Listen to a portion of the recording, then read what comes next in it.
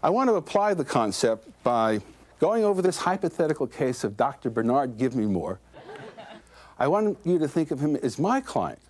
And I'm going to apply the FNAP questionnaire process and the given reality test and the diversified banking portfolio to analyze his critical few and make custom-tailored suggestions. Okay? Dr. Bernard Give Me More. He's a young internist. He resides and does business in Brentwood, California. He's 42 years of age. He has a home that has a market value of $1,200,000. He owes approximately $250,000 against it. He's a workaholic. He works 6 days a week, but really 7 days a week, because when he's not working, he's thinking about his business. And he wants to grow. He has an excellent reputation. He sees over 50 patients a day.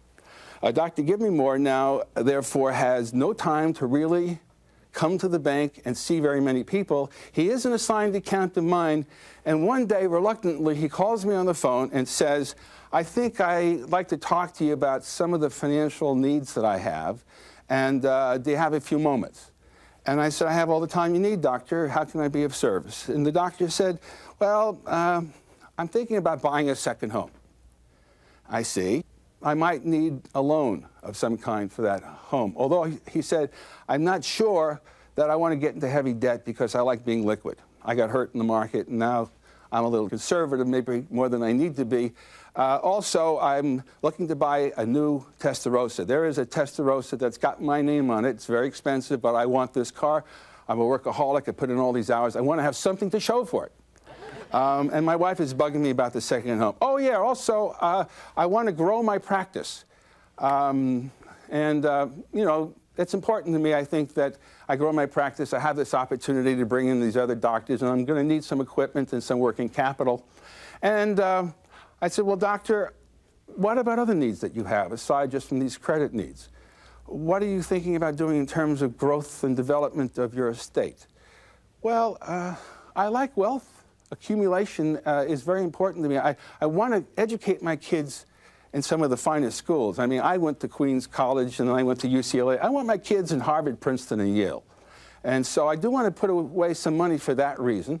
And I eventually want to get out of this practice. I mean, I am 42 years of age. By the time I'm 55 or 60 years of age, I'm going to be burnt out. So I do want to put some money away from my retirement.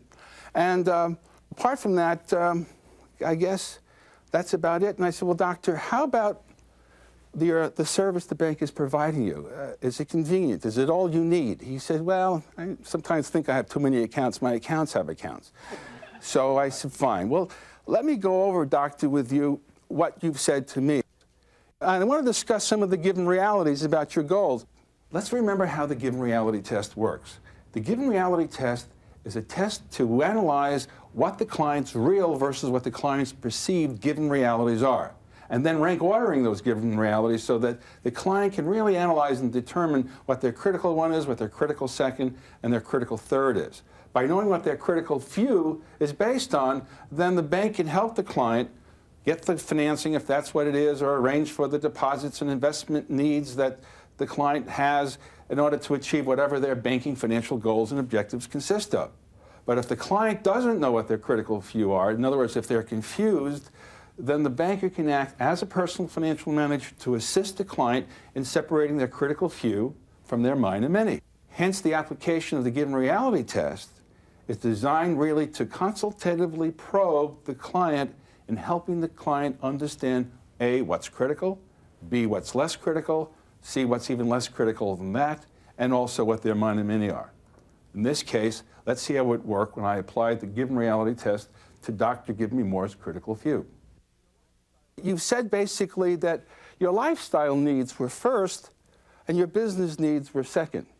So realistically, are you saying to me that if you had to make a choice between financing a new home and buying the Testarossa, you would rather do that than deal with the growth of your business? And as we thought about it, the doctor said, well, yes, I maybe overemphasized the need for the Testarossa. He says, as a matter of fact, I'm not only thinking about the Testarossa and getting a second home, actually I wanted to accumulate some art. Some of my patients have great art collections, and I was thinking about maybe setting aside $100,000 just to collect art.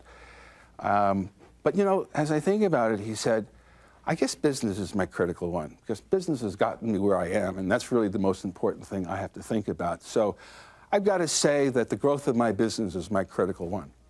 And I said, in terms of your lifestyle needs, then what are you going to do about the second home and the new car and collecting art? Well, I think I could probably live with a new BMW, a little less expensive, and my $100,000 art collection maybe should be a $15,000 art collection. Now, in terms of Dr. Give Me More's critical 1 and 2, well, they reverse themselves, but his third and fourth remain the same. In terms of wealth accumulation, he still wanted growth, education, retirement, and liquidity. In terms of bank convenience, he was looking to us to give him some suggestions as to how we could make banking more convenient for him. And here are the suggestions as his PFM that I came up with. I said, Doctor, it seems to me that what you need is a diversified banking portfolio. And I want to make these specific suggestions based on what you told me your critical few consisted of, as well as some of your mine and many hopes and wishes. I think you can have both your critical 1 and your critical 2. That is, I think we can satisfy your business needs for growth and liquidity, and your lifestyle needs, which include a second home and a car, and even the art collection, by doing the following. I'll arrange an equipment lease for your equipment, and we'll arrange a home equity line, and for liquidity purposes, we'll consolidate all of your short-term loans, and you'll end up with smaller payments over a longer period of time, and then we'll arrange a new loan on your second home, and some of the proceeds out of the refinancing of your first home can be used as the down payment for your second home.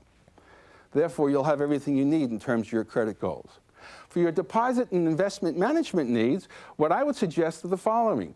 For your growth annuities, invested for the long term. For the short term, some short-term CDs and TDs. And for your children's education, a UTMA account. And in terms of your personal retirement needs, I think you have to vest your IRAs and your KEOs. And in terms of transactional banking services, what we'll do is we'll consolidate some of the accounts you're not using. He indicated to me also that he sends money to his parents and to some of his kids who live in different parts of the country. So I suggested link accounts, wire transfers, and he's one of these people who just never took the time to understand an ATM machine, so I taught him about the ATM machine, and he's one of these people who always worries about bouncing checks, though he has plenty of money, so I arranged some OD protection. Any question about whether or not I was value-added to Dr. Give Me More? The goals of FNAPing are identifying what the client's banking financial goals and objectives consist of. And the technique, or the consultative technique, if you will, is acting as though you were a banking psychologist looking to determine the client's critical few versus the mine and many the client may have concerning the client's needs for a diversified banking portfolio. Second, any understanding of financial conditions that may have changed concerning your client's needs, goals, and plans on a recurring basis by asking pertinent financial questions and using a technique called consultative probing that we'll get into more thoroughly in a moment. Now, to determine whether or not the client has loans and deposits and other kinds of services elsewhere is done as a means of being able to say to the client, if I'm going to be concerned about your entire banking financial goal and objective for a good diversified banking portfolio, if other banks or other kinds of institutions are working with you, then I'd at least like to give you the benefit of a second opinion, okay?